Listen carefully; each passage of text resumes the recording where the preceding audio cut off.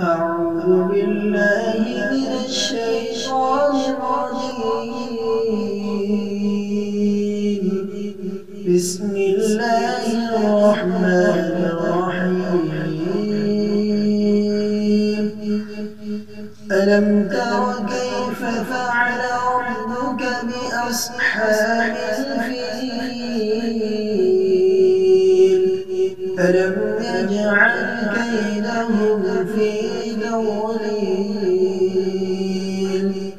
وأرسل عليهم طيرا أبابيل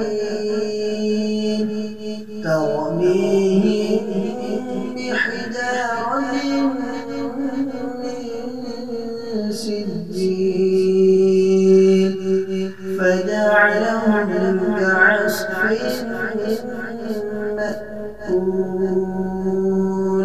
صدق الله العظيم.